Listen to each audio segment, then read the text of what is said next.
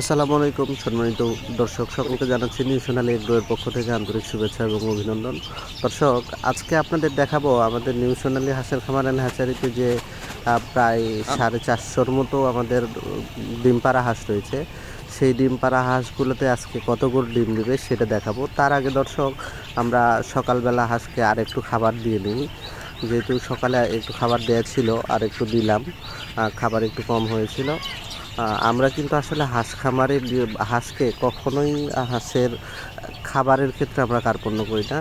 হাঁস খাবার দিতে গিয়ে হঠাৎ করে দেখি একটা ডিম পেয়ে গেলাম। ডিমটা নিয়ে আমি হচ্ছে যে খাবারের মধ্য থেকে খাঁচি নিয়ে ঘরের ভিতরে যাচ্ছি। মূলত আজকে দেখতে চাই যে ডিম কতগুলো দিচ্ছে। সাধারণত বেশিরভাগ সময় আমাদের খামারের যারা লোক রয়েছে তারা ডিম তোলে। আজকে আমি তুলতে যাচ্ছি। তোলার ক্ষেত্রে আসলে ডিম তুলতে গেলে মানসিকভাবে অনেক ভালো লাগে, স্যাটিসফ্যাকশন কাজ করে। যেহেতু কাজের আমাদের ব্যস্ততা বেশি, সেই কারণে আমি সবসময় হয়তো তুলতে পারি না। আজকে তুলতে গিয়ে খুবই ভালো লাগতেছে। আলহামদুলিল্লাহ, ডিমের সাইজগুলো খুব ভালো। আসলে দর্শক, আপনাদের একটি বিষয় জানাই, সেটি হচ্ছে আমাদের নিউশনালি হাঁসের খামার অ্যান্ড হ্যাচারি যেটা, আমাদের এই হাঁসের খামারে কিন্তু 450-র উপরে হাঁস রয়েছে, যার মধ্যে প্রায় 80-র মতো, 80 বা 65 প্লাস, অর্থাৎ 65টার মতো আমাদের হাঁসা হাঁস রয়েছে, আর বাকিগুলো হাসি হাঁস রয়েছে। মোটামুটি 380 থেকে 90টার মতো হাসি হাঁস রয়েছে। আজকে দেখব যে ডিম কতগুলো দেয়। আসলে দর্শক, আমাদের ডিমগুলো সাধারণত আমরা হচ্ছে যে হাঁসকে ওইভাবে প্র্যাকটিস করিয়েছি বা ওইভাবে হাঁসগুলোও অভ্যস্ত হয়েছে। সেটা হচ্ছে হাঁস বেশিরভাগ ক্ষেত্রে ডিম দেয় হচ্ছে কোনায় কোনায়, অর্থাৎ কোনায় কোনায় একটু করে আমরা হচ্ছে যে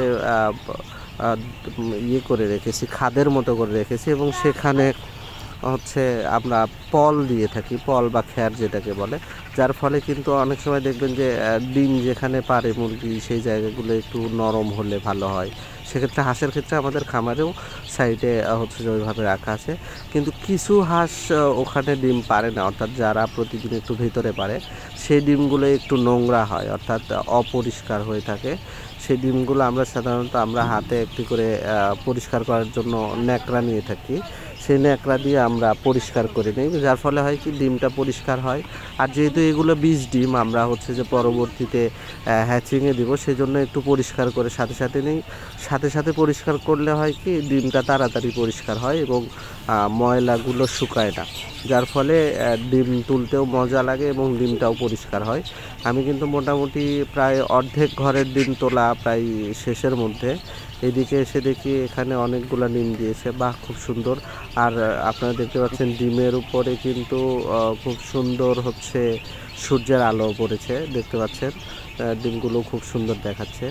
আসলে সত্যি কথা বলতে, আপনি যখন হাঁস খামারি হবেন বা একজন সফল উদ্যোক্তা হবেন, আপনার সফলতা তখনই আসবে যখন আপনার পরিশ্রমের ফলটা আপনি দেখতে পাবেন, বা আপনার নিজে হাতে যখন আপনি সেটা গ্রহণ করবেন, সেটা ভালো লাগে। বিশেষ করে গরুর ক্ষেত্রে, যখন আপনার গরু দুধ দেয় বা গরু বাছুর দেয়, তখন কিন্তু অন্যরকম একটা ভালো লাগা কাজ করে।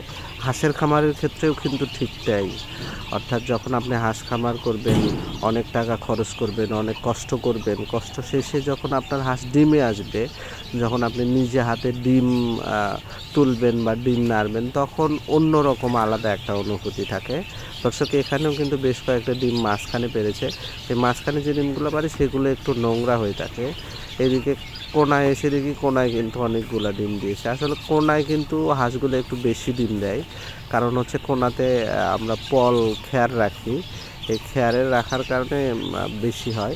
আর দর্শক, এই যে এই জোনটা, অর্থাৎ এই কোনাটাকে আমরা বলে থাকি সাধারণত ডিমের খনি, কারণ এই কোনাতে প্রচুর পরিমাণে ডিম দেয়, কারণ এই কোনাতে হয়তো হাঁস ভালো স্যাটিসফাইড হয় বা এই কোনাতে হয়তো স্বাচ্ছন্দ্য বোধ করে।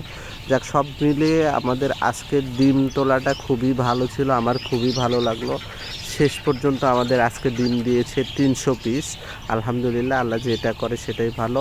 পরবর্তী অন্য এপিসোডে আপনাদের কমেন্ট অনুযায়ী অন্য ভিডিওতে আরও বিস্তারিত জানাবো। আজকে এই পর্যন্তই, ধন্যবাদ সকলকে। আসসালামু আলাইকুম।